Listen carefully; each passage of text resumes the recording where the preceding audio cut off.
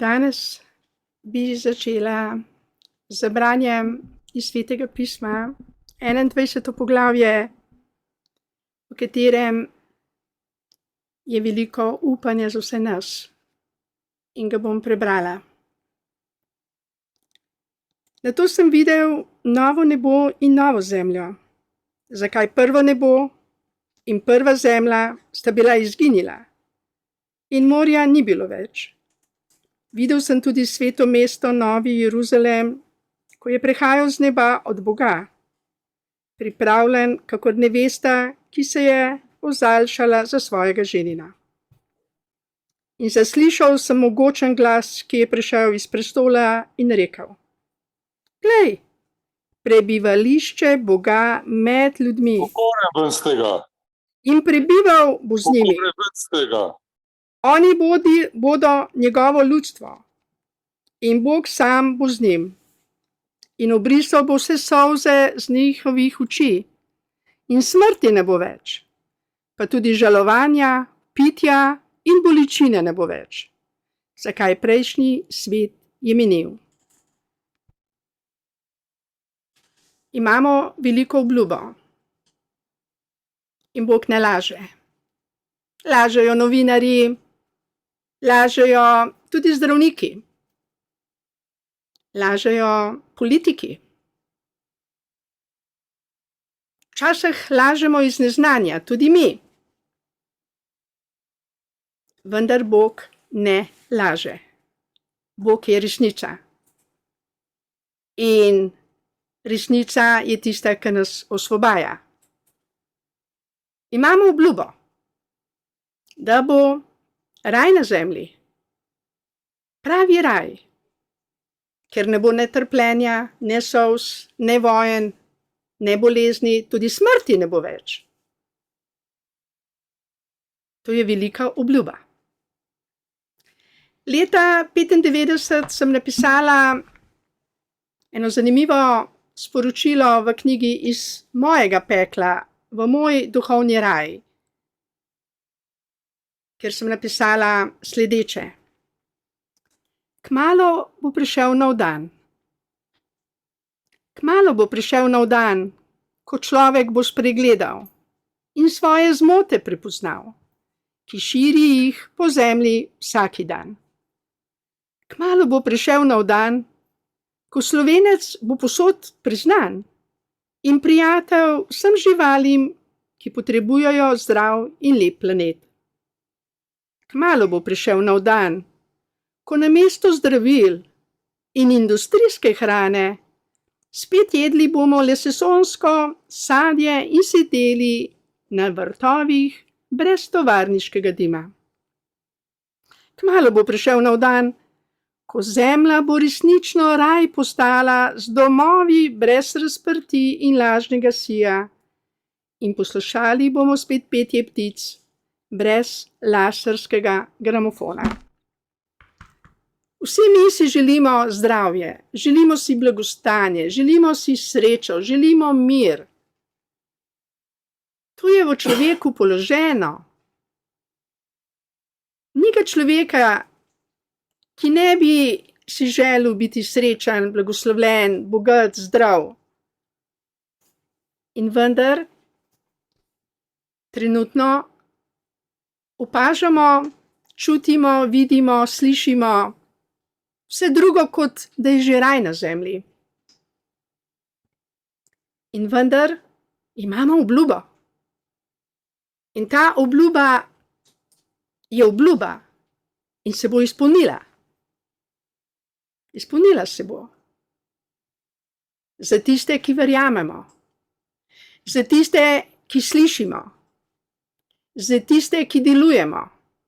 Za tiste, ki hočemo resnico, ki jo želimo živeti, jo širiti in verjeti v njo. Zelo je pomembno, da razumemo, da ima vsak svobodno voljo. Lahko verjamemo, da raja nikoli ne bo na zemlji. Imamo svobodno voljo. Lahko pa verjamemo besedi Božji, ki v Svetem pismu govori tudi o raju, o novi zemlji, kjer ne bo ne solz, ne vojne, ne trpljenja, ne bolezni. Lahko verjamemo. Prebrala vam bom še drugi del 21. poglavja, ki se meni zdi zelo pomemben za vse nas. Tisti, ki je sedel na prestolu, pa je rekel: Glej, delam vse novo. Rekel je tudi: Zapiši, zakaj te besede so zanesljive in resnične. Na to mi je rekel: Končano, jaz sem alfa in omega, začetek in konec. Žejnemu bom dal zastonj od izvirka žive vode. Kdor bo zmagal, bo to podedoval. In jaz bom njemu Bog, on pa meni sin. Tudi strahopetci in neverniki, pokvarjenci in ubijalci in nečistniki in čarovniki, malikovalci in vsi lažnivci bodo dobili svoj delež v jezeru gorečega žvepla. To je druga smrt. Te besede so kot meč, ki se nam zarijajo v našo dušo. Ne bomo vsi podedovali Božjega kraljestva na zemlji. Tudi molitev Oče naš, ki si v nebesih, je molitev, kjer kličemo nebesa na zemljo. Kličemo, da se Božja volja zgodi, kakor v nebesih, tako tudi na zemlji, v naših življenjih, v naših mislih, v naših dejanjih. Ker pomeni, da je obljuba dana in svobodna volja tudi. In kdor bo to verjel oziroma spoštoval oziroma delal na tem, ker tudi naše društvo za srečno življenje Belis govori v 9. členu 1. alineja, brezpogojna ljubezen, ki jo moramo dajati, ne samo iskati. Dajanje brezpogojne ljubezni so vrata v naš duhovni raj in ne nazadnje tudi v zemeljski raj. Dragi člani Društva za srečno življenje Belis, Sveto pismo ni napisano zato, da nas bi prestrašilo ali da bi ga sodili ali da bi ga imeli zaprašenega na policah ali pa ga sploh ne bi imeli doma. Napisano je za vse nas otroke, ki smo otroci našega stvarnika, da nam je v spodbudo, v oporo, v poduk, v vedenje, da je načrt narejen. In ta načrt je raj na zemlji. Kdaj bo to? Nihče od nas ne ve, niti preroki, niti Gospod Jezus Kristus tega ni vedel. Ve pa Oče nebeški. In njegovih 1000 let je za zemljo ogromno let. In en dan na zemlji je mogoče za Boga sekunda. 1000 let na zemlji je en dan za Boga. Čas pri Bogu je drugačen kot na zemlji. Zato vztrajajmo.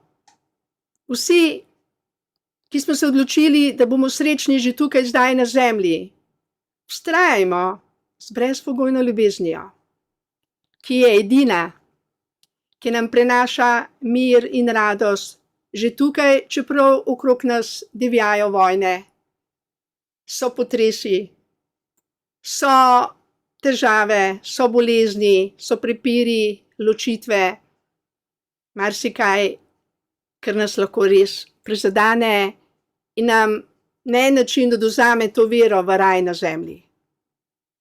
Vendar beseda je dana in lahko ji verjamemo, ker Bog ne laže.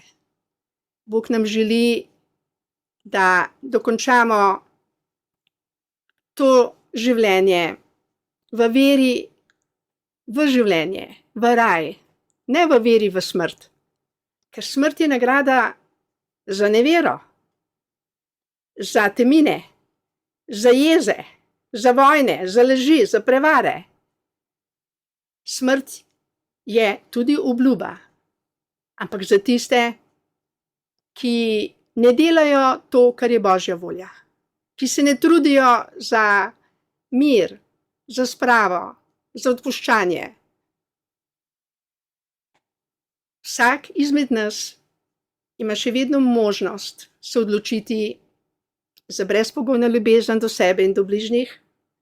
Vsak izmed nas ima možnost, da se odloči, da bo živel na tej zemlji